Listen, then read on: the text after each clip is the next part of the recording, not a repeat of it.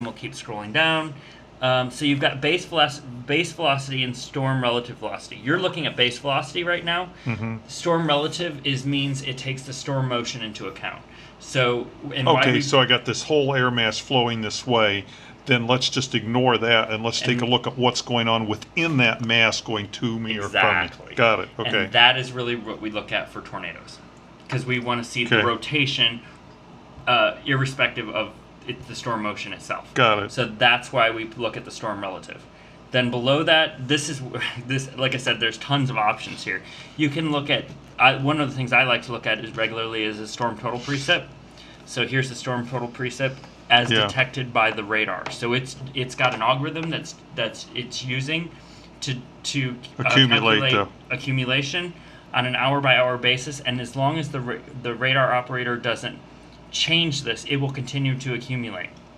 If they change it, you can still get 1 hour storm total accumulations and everything like that.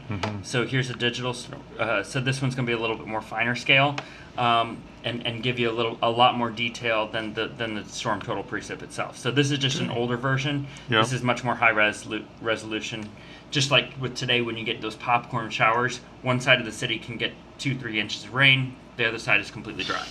Okay. So this is the new stuff in radars. Differential reflectivity, correlation coefficients, specific differential phase, and hydrometeor classification. So let's start with hydrometeor classification. That's not going to be significant to us right now, but you can start to see, especially on the edges here, it's got some different classifications. Where the radar beam, okay, so anywhere it's green, it's detecting rain. Okay. But then when it gets higher in the atmosphere, like way up here, it's detecting ice. That's why you see the blues. And it's farther away from Shreveport because it's a higher angle, so it's on a higher altitude, hence the ice. That's exactly right. Okay. Yep.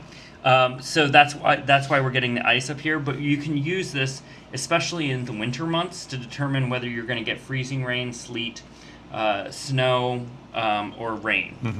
And each color has its own precipitation classification.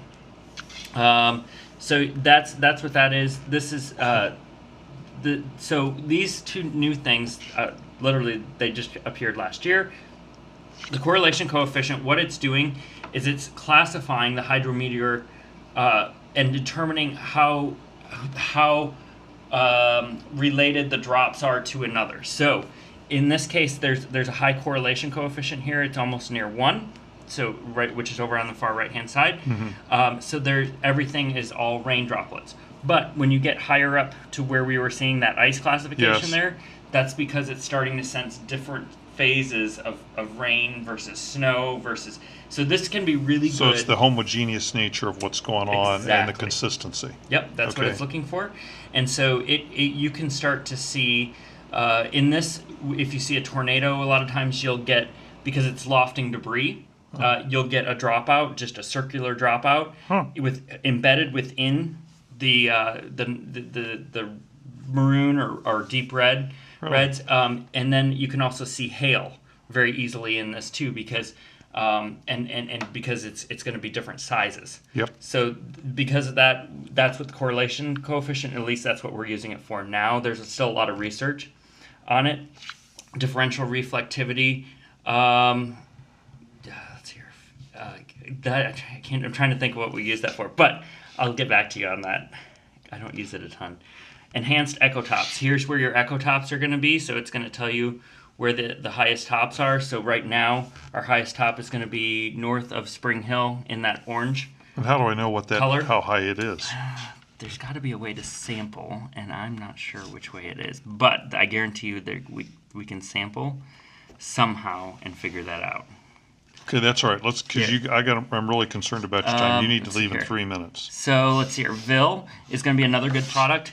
So what it's looking for is this is called the vertically integrated liquid, and what it's going to tell you is how much liquid is in the column where it's detecting that pixel. Okay, so in this we case, take a column of the atmosphere from the surface up to wherever. Yes, up to the top of the troposphere. So obviously we've got a lot of precipitation. It may not be to the ground. It could be to the ground, but it's somewhere between the ground and up to the troposphere. And it will also show it kind of highlights regions where we expect hail.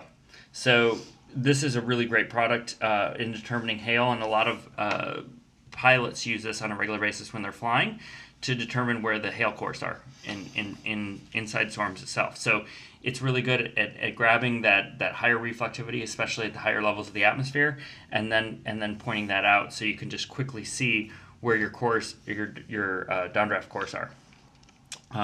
So here's Echo Tops. So that will kind of show you what the top of the thunderstorms look like and that sort of thing. Let's see here, storm total rainfall. So in general, we haven't seen much in the way of storm total, and that will be good. Storm total is good as long as the radar operator doesn't change it. So like if you go for, sometimes you can go for weeks without rain, and so we will not clear this, but it has to be cleared by us at the Weather Service, because basically you're getting all this data from That's the where the Weather feed Service. is coming from, or that's where the raw data is coming from. Yep. These guys are merely grabbing it and presenting it. I shouldn't say merely, their app is. Right. So then there's a whole slew of stuff you can do up here as well. One of the things I was using yesterday was the drawing tool. Let's see here. So settings. Oh wow, I didn't know you could plot lightning. Trying to think of if I could go back. Jeez, there's a ton of stuff Oh yeah, on here. this is like. Let's see here. You can turn your warnings off or on. Let's see here. Lightning. I didn't know they could plot lightning. A YouTube video on this needs to be posted. Oh yeah, it's crazy. Storm tracks. You could even plot your storm tracks, so you could turn that on, and it would actually plot a track in a dot, like a dashed line type thing on where the cores were coming from. Let's see here. It's I'm got. sorry, I was just going to turn on the display a little brighter, but we'll forget about that. Well, there's one thing that Maury showed me yesterday. It was really cool. I was able to draw. Let me see if I can pull mine up quick. So I was able to draw with this tool here, the circle tool up in the upper left-hand corner. You can take it and you can put it anywhere you want. In this case, it looks like it put. And then you draw a circle, and you can measure your distance away from a center point. Okay. So it's just like putting